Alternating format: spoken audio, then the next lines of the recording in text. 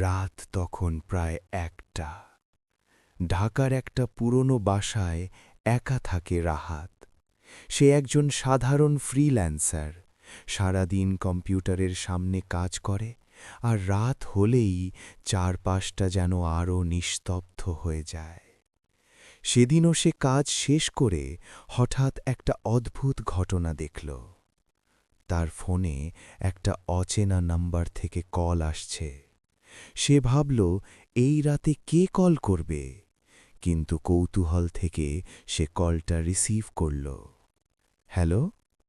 ওপাশ থেকে কোনো শব্দ নেই, শুধু হালকা শ্বাস নেওয়ার শব্দ। রাহাত বলল, কে কে বলছেন? হঠাৎ ওপাশ থেকে খুব নিচু গলায় একটা কণ্ঠ শোনা গেল, তুমি একা নয়। রাহাত চমকে উঠল। সে সাথে সাথে কল কেটে দিল, কিন্তু ২ মিনিট পর আবার কল, একই নাম্বার, আবার কল। এইবার সে রেগে গিয়ে বলল, কে তুমি, কি চাও? ওপাশ থেকে এবার একটা ভয়ঙ্কর সত্য বের হয়ে এলো, আমি সেই মানুষ যে তোমার আগে এই ঘরে থাকত। রাহাতের হাত কাঁপতে লাগল।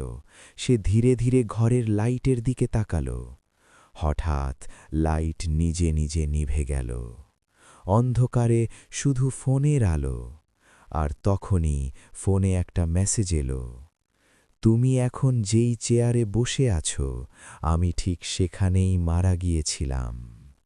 রাহাত পেছনে ঘুরে তাকাতেই ঘরের দরজা নিজে নিজে বন্ধ হয়ে গেল। তার পরেরটা কেউ জানে না।